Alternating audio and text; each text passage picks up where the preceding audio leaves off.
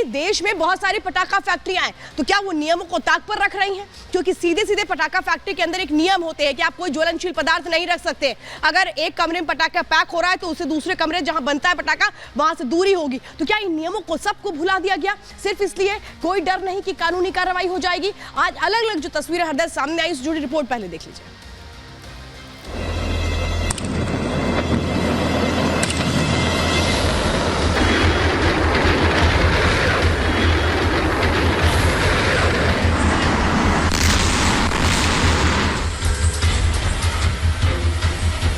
ये धमाका हुआ, गाड़ी दहलने लगी, जमीन दहलने लगी, नदी में जैसी नहर कैसी चलती है।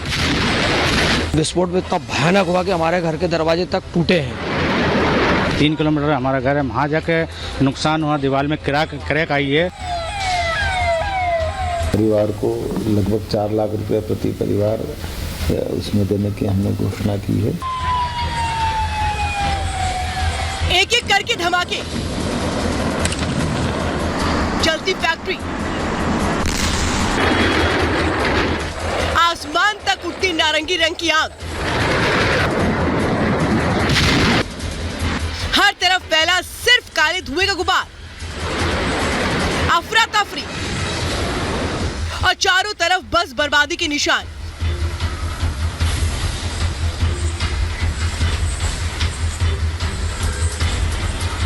आज का दिन मध्य प्रदेश के हरदा के लिए अनहोनी लेकर आया। फैक्ट्री में काम करने वाले कर्मचारियों और वहां के स्थानीय लोगों के साथ उनके परिजनों के लिए मातम लेकर आया। गाड़ी सहित में गिर गया था। गाड़ी छोड़ के मैं रिटर्न पटरी तरफ भागा, तो भागने में 2-3 जगह गिरने में पत्थर उछल के लगे मुझे। इधर से वो बम ब्लास्ट हुआ तो जो बिल्डिंग के टुकड़े वगैरह हैं, अब हम घर की तरफ भाग रहे थे, पीछे से आके लग गया। पाइप लगा हुआ था, उड़ के आया ना पाइप, यहाँ लगा, फ्रैक्चर ही हो गया, फिर एक पांव से भागा। मध्य प्रदेश के हरदा में अवैध पटाखा फैक्ट्री चल रही थी। बताया जा रहा है कि फैक्ट्री में 15 टन विस्फोटक था, जिसमें अचानक धमाका होता है। धमाका इतना तेज कि आसपास के मकान हिल जाते हैं। देखते ही देखते आग का गुबार नजर आने लगता है।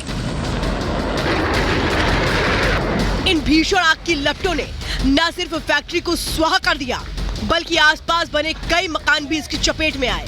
हादसे की जो तस्वीरें हैं वो डरावनी है। धमाके के बाद सड़क पर चीख पुकार, छटपटाते लोग और सरेआम पड़ी लाशें। करीब 1.5 एकड़ में पटाखा फैक्ट्री यहां से संचालित हो रही थी और इस फैक्ट्री के आसपास इसके 4 गोडाउन भी थे जिसमें कि बारूद और पटाखे स्टोर किए जाते थे। यहां पर सुबह करीब 11 से 11:30 के बीच में अचानक आग लगी और उसके बाद ब्लास्ट हुआ। एक ब्लास्ट के बाद ब्लास्ट बढ़ते गए और एक के बाद एक कई ब्लास्ट हुए। आसपास के इलाके भी इन ब्लास्ट की चपेट में आए। यहाँ की हालात की बात करें तो ऐसे हालात हो गए थे कि भूकंप जैसी स्थिति थी। कई किलोमीटर तक आग की लपटें थी, धुआं था। जो परिसर है टोटली डिसमेंटल्ड है, मतलब कंक्रीट के पूरा स्ट्रक्चर जो है पूरी तरह से नीचे आ चुका है। तो क्रिमिनल लायबिलिटी निश्चित तौर पर प्राइमा फेसी दिखती है। तो एफआईआर दर्ज हुई है और हमारा पूरा प्रयास है कि पूरी वैधानिक कार्रवाई हम पूर्ण कर लें। बट उससे भी ज़्यादा इंपॉर्टेंट है कि पूरा एरिया जो क्लियर कर लें, डेब्रीज पूरी क्लियर कर लें। हादसे के बाद तुरंत प्रशासनिक टीम एक्शन में आई। अधिकारी समेत पूरी टीम घटना स्थल पर पहुंची। राहत बचाव काम शुरू किया गया। घायलों को अस्पताल पहुंचाने के साथ ही उनके इलाज की व्यवस्था की गई। इस हादसे में अभी तक कई लोग काल के गाल में समा चुके हैं, तो कई लोग गंभीर रूप से जख्मी हैं, जिनका अस्पताल में इलाज जारी है।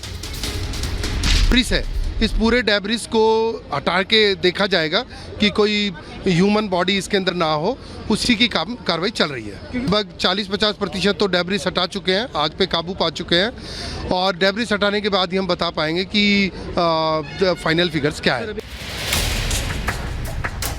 इस हादसे के बाद राहत और बचाव को सही अंजाम दिया जा सके और नुकसान का आकलन किया जा सके, लिहाजा मोहन सरकार में मंत्री उदय प्रताप सिंह सबसे पहले हरदा पहुंचे और हवाई सर्वे किया। पटाखा फैक्ट्री में धमाका इतना भयानक था कि इसकी गूंज तुरंत सीएम ऑफिस तक पहुंच गई। सीएम मोहन यादव तुरंत एक्शन में आ गए। हाई लेवल मीटिंग की। मंत्री प्रद्युम्न सिंह तोमर के साथ अधिकारियों की एक टीम को हरदा रवाना किया गया। साथ ही मुआवजे का ऐलान किया गया।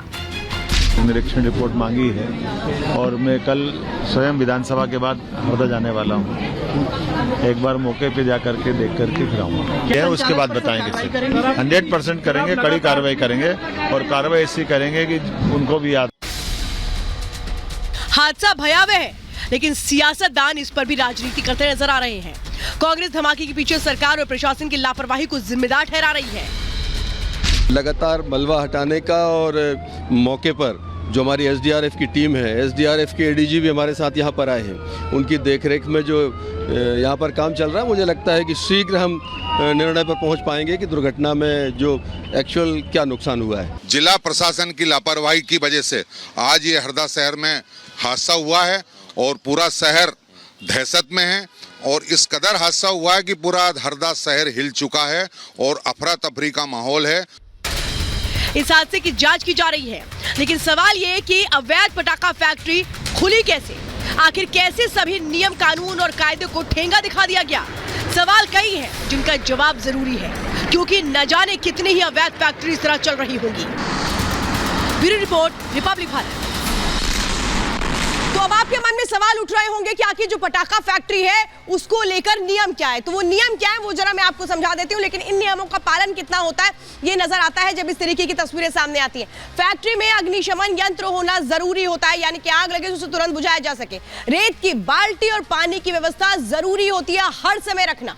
ज्वलनशील पदार्थ को अंदर ले जाना फैक्ट्री के बिल्कुल मना होता है, लेकिन क्या इन चीजों को देखा गया? बिल्कुल नहीं देखा गया।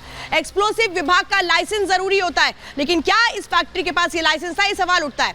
कमरों में 3 मीटर से 9 मीटर तक की दूरी जरूरी होती है। एक कमरे के साथ दूसरा जो कमरा है वो सटा नहीं होना चाहिए, लेकिन बिल्कुल नजर आता है कि यहां पर इन मानकों की बिल्कुल अनदेखी हुई है, तभी इस तरह का हादसा हुआ है। कई सवाल खड़े होते हैं, लेकिन अब बात करते हैं आज की दूसरी बड़ी खबर पर, जिसको लेकर भी कई सवाल खड़े होते हैं कि ईडी की रडार पर अरविंद केजरीवाल के कितने और ऐसे करीबी हैं जिनका आना बाकी है। ईडी के सवालों से बचते आ रहे हैं अरविंद केजरीवाल, वो सामने नहीं आते, लेकिन आज ईडी ने किस तरह से बड़ा एक्शन लिया है वो तस्वीरें हम आपको दिखाते हैं और बताते हैं कि ईडी की रडार पर कौन कौन है। अरविंद केजरीवाल की करीबी जो ईडी की रडार पर आ जाए। ईडी की टीम पहुंची, एक के बाद एक रेड्स हुई और इसके बाद मनी लॉन्ड्रिंग मामले में ये जानने की कोशिश हुई कि आखिर कैसे कैसे एक तरह से ये वो लोग हैं जिनके इन्वॉल्वमेंट रहे हैं, जिसमें एनडी गुप्ता है जो सांसद है राज्यसभा के आम आदमी पार्टी के, उनके ठिकानों पर भी रेड होती है, वहां पर भी टीम पहुंचती है। विभव कुमार है, विभव कुमार जो एक तरह से निजी सचिव है केजरीवाल के, इनको लेकर तो बड़े खुलासे हुए हैं कि कैसे एक तरह से कहें कि वो पूल, एक इंटर पूल सिस्टम को ही इनके लिए चेंज कर दिया गया। आराम से ये उस घर में रहते रहे जिसमें एक तरह से किस तरीके से और क्यों ये रह रहे हैं इसको समझ पाना भी मुश्किल है, लेकिन कैसे कैसे ईडी के आज एक्शन देखने को मिले जरा मैं बताती हूँ। 3 चेहरे आप देख रहे हैं, जिसमें विभव कुमार है जो केजरीवाल की निजी सचिव है, यहां तक टीम पहुंची। अब आप सोचिए किस तरीके से दिल्ली में खेल चल रहा है, मैं आपको बताऊंगी। एनडी गुप्ता जो राज्यसभा सांसद है आम आदमी पार्टी के, जल बोर्ड में जो टेंडर को लेकर बड़ा घोटाला हुआ है उसमें इनका इन्वॉल्वमेंट है। तो शलभ कुमार पूर्व सदस्य दिल्ली जल बोर्ड के, इन सब ने मिलकर के, इन दोनों ने मिलकर के कैसे बड़ा खेल किया दिल्ली जल बोर्ड में टेंडर के नाम पर, जिस कंपनी को दिया गया कैसे उसके जरिए एक बड़ा मुनाफा कमाया गया है,